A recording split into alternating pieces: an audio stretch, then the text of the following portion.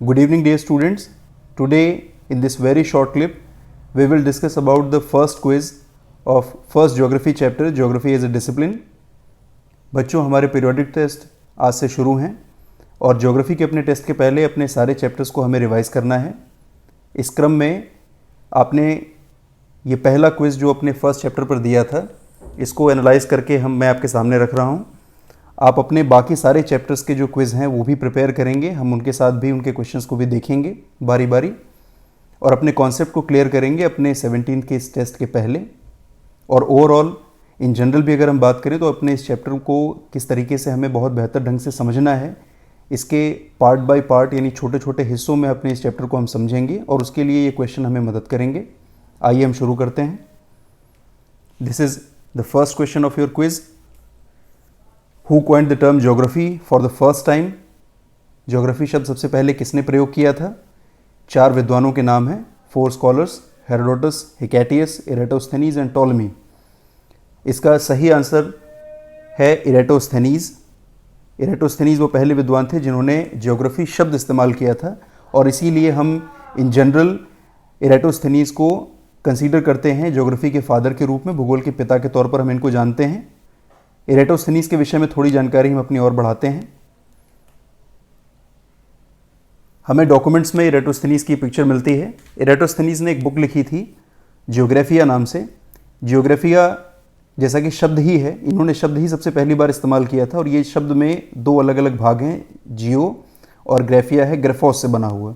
जियो का मतलब है अर्थ और ग्राफिया जो कि ग्राफोस से बना है, इसका अर्थ होता है डिस्क्रिप्शन. और इस तरीके से इरेटोस्थेनीज ने स्टडी की इस ब्रांच को यानी अध्ययन की इस शाखा को जिसमें हम सभी तत्वों को पढ़ते हैं बल्कि पृथ्वी को पढ़ते हैं और पृथ्वी का वर्णन करते हैं. अर्थ यानी पृथ्वी, डिस्क्रिप्शन यानी वर्णन, हम पृथ्वी का वर्णन करते हैं. ऐसे विषय को जियोग्राफी कहा जाए, भूगोल कहा जाए. इस तरह से पहला शब्द, ये जो जियोग्राफी शब्द ये पहली बार इरेटोस्थेनीज ने दिया था, इस कारण से हम इन्हें भूगोल का पिता कहते हैं. इनका समय था 276 BC से 194 BC का, यानी कि ये बिफोर क्राइस्ट इनका जन्म हुआ था. जीसस क्राइस्ट के और पहले वाले समय में ये पैदा हुए थे. ये भी एक ग्रीक स्कॉलर थे और इसी समय में उन्होंने ये शब्द ज्योग्राफिया दिया था. इस समय को देख करके हम अनुमान कर सकते हैं कि जो ज्योग्राफी शब्द है वो हमारे इंटेलेक्चुअल क्लास में यानी कि चलन में जब से हम इसको लिखने पढ़ने में जानते हैं, इसको तकरीबन 2200 साल हो चुके हैं. इस 200 साल बिफोर क्राइस्ट और अभी 2000 साल बीत चुके हैं आफ्टर क्राइस्ट. हम सीई में हैं. इस प्रकार से लगभग 2200 साल पुराना ये शब्द है ज्योग्राफी, जिसको हम डिस्क्रिप्शन ऑफ अर्थ और एक पूरे विषय के तौर पर ये डेवलप हो गया है. हम वापस आते हैं अपने क्वेश्चन में. हमने सही उत्तर की पहचान कर ली है. इरेटोस्थेनीज जो हैं वो ज्योग्राफी को पहली बार इस शब्द को इस्तेमाल करने वाले पहले व्यक्ति थे.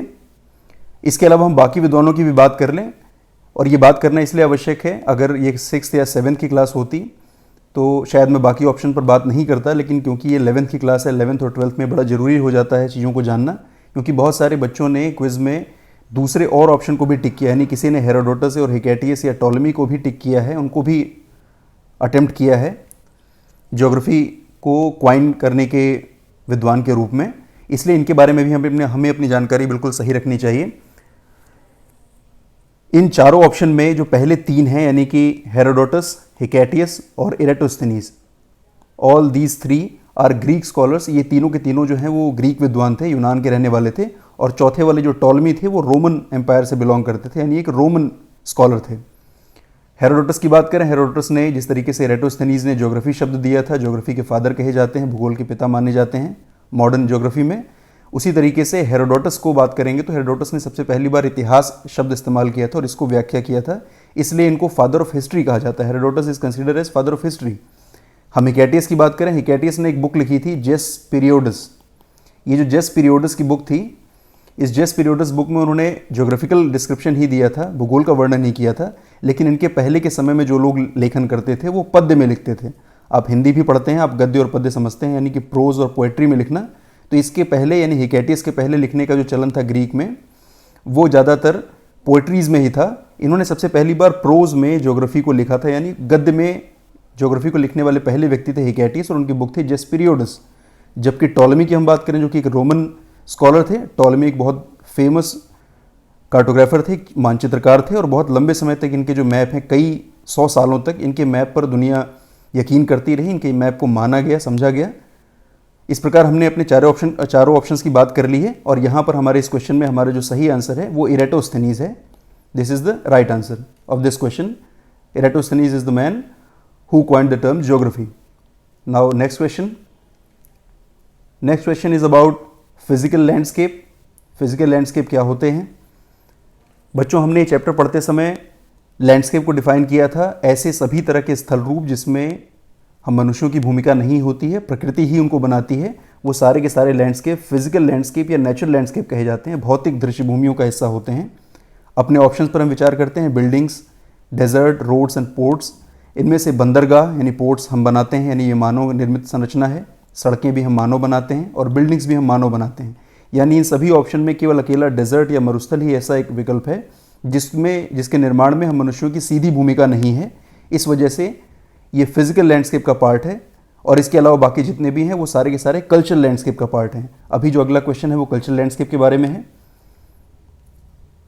Which one of the following is not an example of cultural landscape? इनमें से कौन सा ऐसा उदाहरण है जो सांस्कृतिक दृश्यभूमि का उदाहरण नहीं है? हमने फिजिकल लैंडस्केप की बात कर ली, अब हम बात करेंगे कल्चरल लैंडस्केप की। इनको बनाने में मानवीय समाज की बड़ी भूमिका है, मानव का सीधा हस्तक्षेप होता है। मानव इंटरेक्शन करके, यानी आफ्टर ह्यूमन इंटरेक्शन, ये सारे के सारे जो स्ट्रक्चर्स हैं, जो लैंडस्केप हैं, वो डेवलप होते हैं ऑन फिजिकल लैंडस्केप। और इनमें जब हम ऑप्शन को देखते हैं mountain, canal, market and bridge, तो कल्चरल लैंडस्केप के रूप में हमें कई सारे कल्चरल लैंडस्केप दिखाई देते हैं। ऐसे क्वेश्चन को करते समय आपके पास भरपूर समय होता है, इसलिए क्वेश्चन को हिंदी और इंग्लिश दोनों माध्यमों में 2 से 3 बार पढ़ेंगे और उसका सही अर्थ जानेंगे कि आपके क्वेश्चन में पूछा क्या गया है। जहां हमारे पिछले क्वेश्चन में पूछा गया था फिजिकल लैंडस्केप के एग्जाम्पल क्या हैं, following is an example of physical landscape, यहाँ पर पूछा गया कि फिजिकल लैंडस्केप का एग्जाम्पल क्या है। जबकि ये जो दूसरा क्वेश्चन है यहाँ पर पूछा गया है कि कल्चरल लैंडस्केप का हिस्सा नहीं है। यहाँ पर सबसे इंपॉर्टेंट जो शब्द हो जाता है वो इंपॉर्टेंट शब्द है इज नॉट। इस तरह के क्वेश्चन में हमें ये हमेशा ध्यान में रखना पड़ेगा कि यहाँ पर इज नॉट तो नहीं दिया, यानी आपके बारे में पूछ रहा है या नहीं पूछ रहा है। तो यहाँ पर क्वेश्चन में कल्चरल लैंडस्केप के बारे में नहीं पूछा गया है, यानी हमारा सही जो ऑप्शन होगा, जो सही आंसर होगा, वो एक कल्चरल लैंडस्केप नहीं होगा, वो फिजिकल लैंडस्केप होगा। और ऑप्शन में भी हमें दिखाई देता है कनाल यानी नहरें, ये हम मानव बनाते हैं। नदियाँ प्राकृतिक हैं लेकिन नहरें मनुष्य बनाता है। मार्केट और ब्रिजेस ये सब मनुष्य बनाते हैं। पर्वत एक अकेली फिजिकल संरचना ऐसी दिखाई दे रही है, प्राकृतिक संरचना जो कि प्रकृति बनाती है। तो यहाँ पर हमारा सही आंसर होगा माउंटेन, जो कि कल्चरल लैंडस्केप नहीं है। Now move to the next question. Next question is about the fundamental और the basic question of geography. ये आपको बिल्कुल हनुमान चालीसा की तरह याद कर लेना। आप जैसे अपना कलमा या हनुमान चालीसा या कुछ भी आप जो भी प्रकार के धार्मिक रिचुअल्स को यकीन करते हैं, जिस तरीके से भी आप याद करते हैं, इनको बिल्कुल रट डालेंगे कि जो 3 बेसिक क्वेश्चन है ज्योग्राफी के, these are what, where and why. What, where and why आप इसको कई बार बोल करके याद कर लीजिए। क्या, कहाँ और क्यों, ये ज्योग्राफी का बेसिक क्वेश्चन है। इन्हीं 3 क्वेश्चन को सॉल्व करते करते हमारी ज्योग्राफी डेवलप होती है। हमने अपने चैप्टर का जब वीडियो बनाया था और चैप्टर की भी जब हमने फर्स्ट चैप्टर को पढ़ा था तो हमने डिटेल में भी ये डिस्कस किया था कि किस प्रकार से ये क्वेश्चन डील किए जाते हैं ज्योग्राफी में। व्हाट जो है वो किसी भी एलिमेंट की बात करता है जो ज्योग्राफी में पढ़ा जाए। वेयर उसकी ज्योग्राफिकल लोकेशन की बात करता है, यानी लैटिट्यूड और लॉन्गिट्यूड में हम उसके एग्जैक्टली ग्लोब पर लोकेशन को चेक करते हैं। और वाई बात करता है उसके मैकेनिज्म या प्रोसेस की जिसके जरिए वो एलिमेंट बना है। यानी ये 3 बेसिक क्वेश्चन हैं जो ज्योग्राफी में डील किए जाते हैं। These are 3 set of question, यानी हमारे इस क्वेश्चन का आंसर है what, where and why. Next question is about approaches in geography. हमने पढ़ा है कि जो ज्योग्राफी की अप्रोचेज हैं, जो उपागम हैं, भूगोल में अध्ययन करने के जो तरीके हैं वो 2 हैं, systematic approach and regional approach. यानी यहाँ पर ये दोनों के बारे में ऑप्शन दिया है। अब इन दोनों के बारे में हमें अपनी जानकारी रखनी है ताकि हम ये बता सकें कि जो प्रश्न पूछा गया है वो किस संदर्भ में है। पहले हम अप्रोचेज की थोड़ी सी बात कर लें। ज्योग्राफी में 2 अप्रोचेज इस्तेमाल की जाती हैं, हमने बताया था। सिस्टमैटिक अप्रोच यानी क्रमबद्ध उपागम, इसमें जो स्टडी की जाती है उसमें किसी भी एक टॉपिक को, किसी भी एक थीम को ले लिया जाता है और ग्लोबल लेवल पर इसका डिस्ट्रीब्यूशन देखा जाता है। और ये जो सिस्टमैटिक स्टडी है इसमें जनरलाइजेशन किया जाता है। जनरलाइजेशन यानी सामान्यीकरण करके पूरे ग्लोब पर हम किसी भी तत्व का अध्ययन करते हैं। ये तरीका सिस्टमैटिक या क्रमबद्ध है। और इसको सपोर्ट करने वाले जो सबसे बड़े विद्वान थे वो एक जर्मन स्कॉलर थे, अलेक्जेंडर वॉन हम्बोल्ट। ये मॉडर्न ज्योग्राफी में एक बहुत बड़ा नाम है और सिस्टमैटिक ज्योग्राफी को ये सपोर्ट करते थे। तो सिस्टमेटिक ज्योग्राफी में और अलेक्जेंडर वॉन हम्बोल्ट वो एक दूसरे के पर्याय के तौर पर जाने जाएंगे, जबकि जो दूसरा अप्रोच है रीजनल अप्रोच, वो स्टडी करता है, ये भी ज्योग्राफी है, यानी ज्योग्राफी यहाँ पर इनसेपरेबल है, आपस में बांटी नहीं जा सकती है, लेकिन पढ़ने के तरीके, अध्ययन करने के जो उनका ढंग है उनमें आपस में अंतर है। सिस्टमेटिक में जिसको अलेक्जेंडर वॉन हम्बोल्ट सपोर्ट करते थे, वो उसमें थीमेटिक या टॉपिकल स्टडी की जाती है, जबकि एरिया वाइज स्टडी यानी कि किसी एक ज्योग्राफिकल एरिया को ले लिया जाए और उसमें जितने भी ज्योग्राफिकल एलिमेंट मिले उनकी स्टडी की जाए, तो इस तरीके को हम कहेंगे रीजनल अप्रोच। और रीजनल अप्रोच को सपोर्ट करने वाला सबसे बड़ा नाम थे कार्ल रीटर, ये बहुत बड़े विद्वान थे, ये भी जर्मन थे। एक बहुत कॉमन बात है इन दोनों में कि दोनों जर्मनी के रहने वाले थे और लगभग एक ही समय में ये इतिहास में रहे हैं, यानी समकालीन हैं, एक समय में ये इतिहास में रहे हैं, और दोनों के दो अलग अलग तरीके से भूगोल इन्होंने अध्ययन किया। हमने भी सिस्टमेटिक अप्रोच को पढ़ा कि ये जनरलाइजेशन करता है, ये सामान्यीकरण करता है। वहीं पर जब हम रीजनल ज्योग्राफी को पढ़ते हैं तो ये स्पेशलाइजेशन पर जोर देता है। स्पेशलाइजेशन यानी विशिष्टीकरण की बात करता है, ये बात करता है सिंथेसिस करने की, और रीजनल अप्रोच बात करता है एनालिसिस करने की। यहाँ पर संश्लेषण है और यहाँ पर विश्लेषण है, यानी बांट बांट करके पढ़ना, और यहाँ पर सिस्टमेटिक में उनको मिला करके पढ़ना। हमने हम्बोल्ट की भी बात कर ली और रीटर की भी बात कर ली विद दीज टू अप्रोचेज। अब हम अपने क्वेश्चन को सॉल्व करें। हमारा जो क्वेश्चन था वॉन हम्बोल्ट के बारे में था। Alexander von Humboldt was associated with which of following approach in geography. कौन से उपागम से संबंध रखते थे अलेक्जेंडर वॉन हम्बोल्ट? ये बिल्कुल स्पष्ट है, ये सिस्टमैटिक यानी कि क्रमबद्ध उपागम से इनका संबंध था। हमने इस क्वेश्चन को सॉल्व कर लिया। Now next question is about Carl Ritter. इसी तरीके का एक प्रश्न दूसरा अगला वाला बनाया गया था कि कार्ल रीटर का जो संबंध है वो किस ज्योग्राफी के अप्रोच के साथ है, किसको फॉलो करते थे?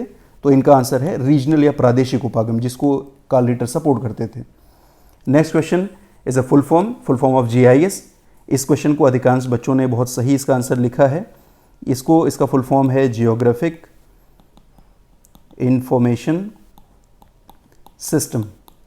जियोग्राफिक इंफॉर्मेशन सिस्टम को हम हिंदी में कहते हैं भौगोलिक सूचना तंत्र।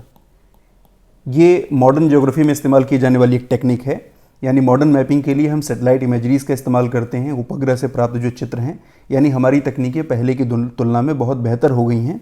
ये वो तकनीक है जो आजकल के समय में इस्तेमाल हो रही है। आप इससे रूबरू होंगे टेलीविज़न पर और मूवीज़ में, इनको बहुत सारा चर्चा इनकी मिलती रहती है। जीआईएस और जीपीएस की बातें होती हैं, हम अक्सर सुनते रहते हैं न्यूज़ में, भारत ने ये सैटेलाइट उड़ाया, रिमोट सेंसिंग की बात होती है, तमाम सैटेलाइट्स के उपग्रहों की बात होती है। ये जो विज्ञान है ज्योग्राफी का, ये जो पार्ट है, ये इन्हीं सैटेलाइट इमेजरी से और जो उपग्रह विज्ञान है उससे जुड़ा हुआ सीधे तौर पर है। ज्योग्राफिक इंफॉर्मेशन सिस्टम, भौगोलिक सूचना तंत्र, इसका पूर्ण रूप है। Next question, which of the following is not a branch of physical geography? Physical geography का हिस्सा नहीं है इन चारों में कौन से? Economic geography, environmental geography, social geography and climatology. हम बात करेंगे सिस्टमेटिक अप्रोच पर ज्योग्राफी को बांटने की। यहाँ पर हमने दो बड़े हिस्से बनाए थे, भौतिक भूगोल यानी ये अबायोटिक कंपोनेंट्स की बात करता है, और दूसरी तरफ बायोटिक कंपोनेंट में मानवों की बात करने वाला मानव भूगोल, जो मानव समाज का अध्ययन करता है। फिजिकल में जब हम बात करेंगे, फिजिकल में चाहे उसके लिथोस्फीयर की बात करें, स्थलमंडल की बात करें तो जियोमॉर्फोलॉजी बन जाती है, उसके एटमॉस्फेयर की बात करें, वायुमंडल की बात करें तो क्लाइमेटोलॉजी बन जाती है।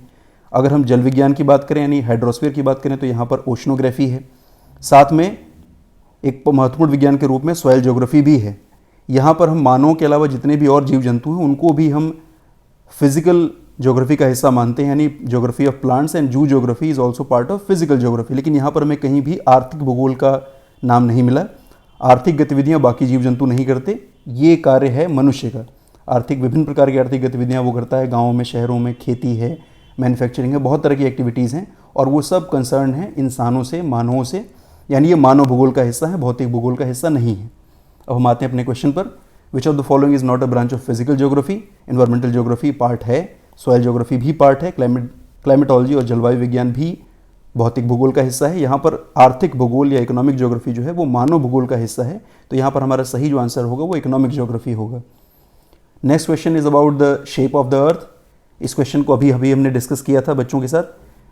पृथ्वी का जो आकार है वो जियोइड है, हिंदी में इसको हम भूआब कहते हैं। बच्चों, पृथ्वी के आकार के बारे में इंसानों में कौतूहल बहुत लंबे समय से था। हमने इसको बहुत बार, कभी इसको अंडाकार, कभी इसको हमने स्फेरिकल, गोलाकार, बहुत सारे मंडलाकार, बहुत सारे नाम दिए, और बच्चों ने भी जो अपने आंसर किए हैं अपने इस क्विज में उसमें ओवल और स्फेयर और इस तरह के बहुत सारे शब्द लिखे हैं। कुछ बच्चों ने जियोइड भी लिखा है। ये क्लास 6 में इंट्रोड्यूस हो जाता है। ज्योग्राफी में बेसिक लेवल पर ही हमें जान लेना चाहिए कि हमारी जो अर्थ है उसका शेप हमारे पास धरती पर अवेलेबल किसी भी ज्योमेट्रिकल शेप से नहीं मिलता है। दिस इज़ यूनिक शेप, यानी हमारी अर्थ जो है, हमारी पृथ्वी जो है, वो अपने आप में बिल्कुल अनोखा आकार रखती है। तो ऐसे अनोखे आकार को जो बिल्कुल पृथ्वी जैसा ही है, हमने नाम दिया जियोइड, पृथ्वी जैसा ही। जियो मतलब आप जानते हैं अर्थ होता है, यहाँ हिंदी में भी भू मतलब पृथ्वी है, और पृथ्वी की आभा जैसा जो आकार है, जो अपने आप में अलग है, किसी और ज्योमेट्रिकल शेप से इसकी तुलना नहीं होगी। The actual shape of our earth is geoid. This is recognise by the earth scientist. इसको हम मानते हैं, इसको मान्यता है पूरे अंतर्राष्ट्रीय स्तर पर। Next question is about the basic question, which of the following question related with cause and effect relationship. हमने पढ़ा है कि बेसिक जो क्वेश्चन है ज्योग्राफी के, व्हाट, वेयर एंड वाई, उनमें जो तीसरा क्वेश्चन है वाई, वो डिस्कस करता है मैकेनिज्म की, वो डिस्कस करता है किसी भी तत्व के कारण की, वो कैसे बना है और उसके क्या प्रभाव पड़ रहे हैं प्राकृतिक और सामाजिक दोनों तरह के तत्वों पर। हमने इसको डिटेल में डिस्कस किया था कि व्हाट वाला जो क्वेश्चन है वो पैटर्न्स की बात करता है, वो एलिमेंट्स की बात करता है। वेयर जो दूसरा क्वेश्चन है वो डिस्ट्रीब्यूशन की बात करता है ओवर द अर्थ सरफेस। और जो लास्ट क्वेश्चन है why, this is associated with the relationship between the features and the process and the mechanism, कैसे बना है। यहाँ पर आपका ये फर्स्ट क्विज कंप्लीट होता है। आप इसके सारे क्वेश्चन अपनी नोटबुक में भी क्वेश्चन विद करेक्ट आंसर आप इसे लिखेंगे। उम्मीद है आपको ये समझ में आ गया है और आपकी अध्ययन की दिशा भी आपको समझ में आ गई होगी कि आपको अपने बाकी के चैप्टर्स भी किस प्रकार से तैयार करने हैं, ताकि उनके क्विज भी आप अच्छे से करें और फाइनली जब आप अपने टेस्ट को दें तो वहाँ पर भी आप बहुत बेहतर परफॉर्म करें। Very best of luck for your periodic test. Thank you very much.